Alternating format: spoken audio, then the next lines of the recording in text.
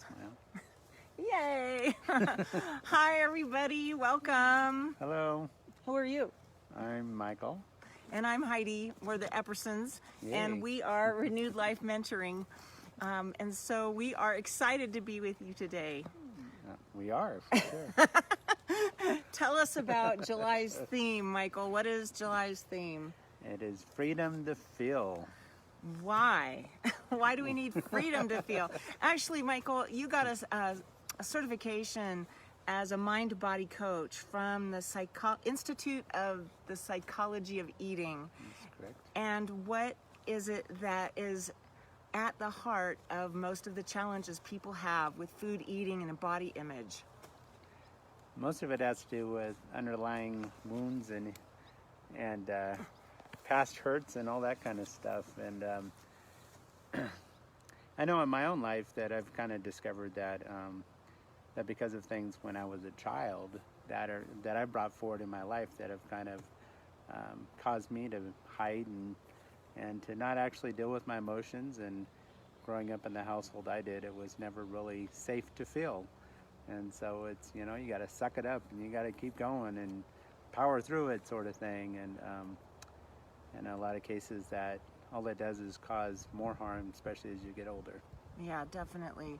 And we seem to have all different manners of ways of running from our feelings or numbing our feelings or stuffing our feelings. So other than just eating through it or contrarily, refusing to eat and restricting ourselves from getting to have food, what are some other things that we have that we're aware of that people turn to instead of food, and instead of feeling their emotions, instead of food, yeah, instead of feeling their emotions? What are some of the other things?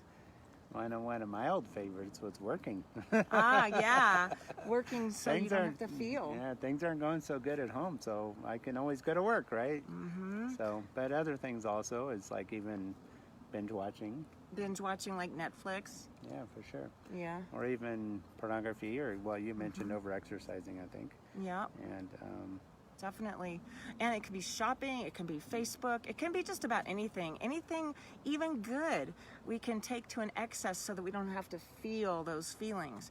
And we thought that given that in our country, US, July is the month that we focus on the freedom of our country, that we would use that as an impetus for our theme this month being free to feel. You like that word? Anyway, so we have been, in our talking about this, we've realized that there's at least two ginormous forces at work against us in terms of having a healthy relationship with our own feelings and emotions.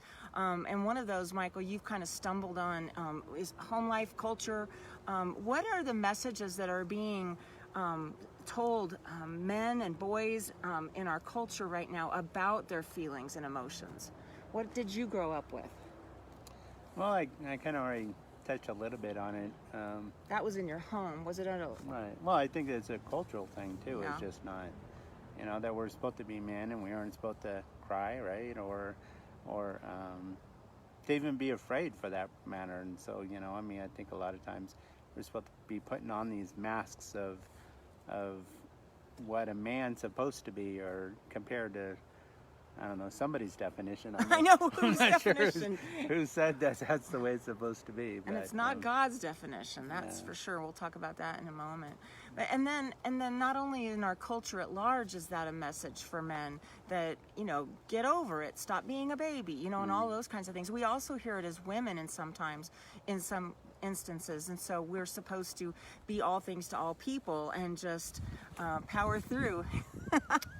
Thank you. That was nice. But also in the church, I found that a lot of the teaching in the church, while it all means well, and there's usually a lot of truth to this, sometimes we take it to an extreme. So like, don't trust your feelings. Have you heard that one? Sure. Don't trust your feelings. Well, sure, I'm not supposed to trust my feelings to define fact for me, to define what is true for me. But our feelings are often great indicators of things that God is calling us to deal with. And if I am suspicious of every feeling I have, I mean, the heart is deceitfully wicked, and who can understand it? That is true. But sometimes the heart is in a condition that it's in because of something God is calling us to face into, to actually deal with. And that's a tough calling sometimes. One of the things I love is the book of Psalms. God is clearly okay with us pouring out our emotions. You guys are probably very familiar with the fact that the Psalms are one of the most emotional sets of literature, if you will, because each one is unique in and of itself, as an outpouring of men's hearts to God, and God can clearly take it. And what I love about the Psalms, though, too, is that it's not just a record of these outpourings of the heart, but it's the eternal word of God. God wanted to record the emotions that man had, These were men, not women, who wrote all of the Psalms. And so he wanted to record the emotions that men had. And to take it a step further, he wanted to be sure that these were sung by his people whenever they got together to worship. When they were on their way into Jerusalem, they would sing. When they were on their way to meet together, they would sing. When they were leaving, they would sing. They would sing for all kinds of reasons. And so I just wanted to share with you really quickly, hopefully, one of the things that they would sing. And I think one of the really cool things about this is that by singing this, any man that might have struggled with the feelings would know this is common, God's okay with it, and so he wants me to know that I'm okay. Now he's inviting me to come and deal with it. So in chapter 42 of the Psalms, and I'm reading from the New Living Translation, we see, as the deer longs for streams of water, so I long for you, O God. That's clearly an emotion. There's a longing there. I thirst for God, the living God. When can I go and stand before him? And then this is where it really hits the heart. Day and night, I have only tears for food, while my enemies continually taunt me, saying, where is this God of yours? It goes on to talk about how his heart is breaking, and he remembers how it used to be, how he used to go with others in a joyful way. And then he even speaks to his heart here. He says, why so discouraged? Why, heart, are you so sad? Put your hope in God. And so he's clearly saying, well, don't tell God that you're not feeling this way, because he wrote it down and we have it now. Michael, do you have any thoughts about the Psalms or David and his feelingness and all of that? I mean, was he a man who seems like a wimp to you? Well, I know there's that, wherever it is, it talks about that Saul killed 1,000 and David killed 10,000 or something. Yeah, so, he was a man of bloodshed. He was a warrior, but he was obviously also a very emotional person. So. Yeah, definitely. In fact, if you're feeling like you're on a roller coaster, get on the roller coaster David was on and just enjoy going with him, because he was definitely on roller coasters. And I love that. God doesn't shy away from emotions. And so if we're told, buck up, get over it, that's history. Sometimes history isn't history. Sometimes history is in our faces in our new situation. We don't even realize it until we go to God and ask him, why am I feeling so much stuff come up when I'm in this interaction with somebody who I have only known a short while, or I've known, maybe 5 years, and I'm thinking of the past, my childhood or something. God can shed a light on that, which is kind of cool. Here's another example of one of God's men pouring out his heart to God. And he didn't hide his feelings from God. He didn't go and dive into a package of Oreos or turn on, some pornographic channel or whatever. But here Jeremiah says to God, "Oh Lord, you misled me, and I allowed myself to be misled." Whoa, he's talking to God. "You are stronger than I am, and you overpowered me. Now I am mocked every day. Everyone laughs at me." And he goes on to say, "When I speak, the words burst out. Violence and destruction I shout. So these messages from the Lord have made me a household joke. But if I say I'll never mention the Lord or speak in his name, his words burn in my heart like a fire. It's like a fire in my bones. I'm worn out trying to hold it in. I can't do it. If those aren't some emotional words, I don't know what might be. I love that scripture is filled with all kinds of accusations against God, and he can take it, and he's recorded it, and he wants us to know that his people aren't always feeling perfectly A-okay. Did you ever experience somebody having an expectation of you that you had to feel a certain way, no matter what's going on in your life, just put a smile on and move on through it? Absolutely. Like, do you want to flesh one out for us? I'll share one while you're thinking about it.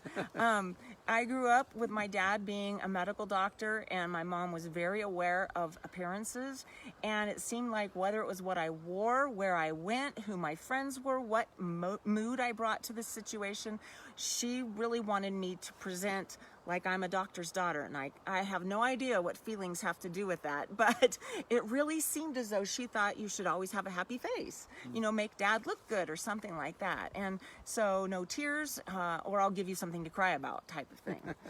What about you? Well, I think it was similar, even though I wasn't a doctor's kid. Where, men are supposed to be a certain way, or guys, I guess, and it's always, everything is supposed to be always okay, no matter what's going on behind the scenes. And I was self-employed for a long time, and it was almost like it didn't matter what was going on behind the scenes, but when it came to public face, that it's supposed to look a certain way or be a certain way, or everything's supposed to seem okay or feel okay, or no matter what was going on behind the scenes. So yeah. Do you want to share at all about what happened to your business and what face you had to put on that in order to feel comfortable? Maybe we'll do that in another video, since that was a surprise question. Off the hook for that right now. Well, we don't want to go and keep you any longer, really. We thought that these would be best if they were kept short, but next week, same bat time, same bat channel, we hope to go a little farther into the subject of being free to feel. Specifically, what do we believe about our feelings? What does God want us to believe about our feelings? And what does God want us to do about it? If we find ourselves running from our emotions, or stuffing our emotions, or numbing our emotions because we just refuse to see what they're telling us, what can we do to get out of that? Can we dare to look them face first and walk with God through the valley of the shadow of death? We're going to look at ways to do that in the weeks ahead. Anything else you want to say? Well, the thing that was on my mind today, and I'm not going to go too much into it now, but God has called us to love, period. He didn't call us to hide. He called us into the light. And Jesus only gave us one command, or technically two, to love God and to love each other. And anytime that we're withdrawing or we're isolating ourselves, we're actually moving away from that commandment to love. And to be loved, and too. To be loved, yeah. To give and to receive, yeah. Michael made some observations about where we are this week. The campers that have come into our camp, Christian Berets camp, it's a conference center and retreat center in Miwok, California. Do you want to share any of that right now? Just a little bit, a little snippet, a little taste? Well, yeah, sure, why not? So the one thing that I noticed, they call them higher functioning, and it seemed like the term that's coming up more than anything is differently enabled. And the one thing that I noticed is that almost every single one of these campers, the only thing they want to do besides eat and sleep and use the of course bathroom. Use the bathroom, because that's a necessary biological function, is to love and to show love and to make friends with everybody. I can walk through like this room full of people, and all these people like, hi. Of course, everyone asks me what's to eat too. So, but it just impressed me a lot how much love that they're willing to give. Yeah. And they don't know risk. It's like they don't know risk. Yeah. And how we could all probably benefit from that example, and to just be free to show love, even without the possibility of return. Yeah. You know, Oh, that's tricky. for sure, right? And if anyone is going to feel like, or should feel like, there's an opportunity to be judged or anything else, it would seem like it's that set of people. But we, as people that everybody would consider normal, we're just so afraid to allow our feelings to be shared, and more importantly, to love unconditionally those around us. That's good stuff. One of the campers I met this morning, she told me her name, and she was very excited to meet me, but then she wanted to be sure she gave me a hug. And she's a very good hugger, and I mean, totally unashamed of her feelings at all, just wanting to share. And this morning we had a hot air balloon that was giving rides up and down for the campers that were here, and I heard one lady just kept hollering with glee. I mean, just belting out this you know, I mean, just the whole time they were all out there. And I mean, she wasn't afraid to let that joy come out. And granted, some of us probably want to do it a different way when we're in a different group of people, but still, the fact that we can learn so much from other populations of people, like the differently abled in this case. Anyway, that's it for us, and we will see you next week as we talk more about freedom to feel in our next live cast here on Facebook. Thanks for joining us. And don't forget about our... Oh, yeah. Go ahead. Come visit us at renewedlifementoring.com, and you can also pick up a free ebook there. Yeah. Thank you. That's good. All right. Talk to you later. Yeah. Bye-bye.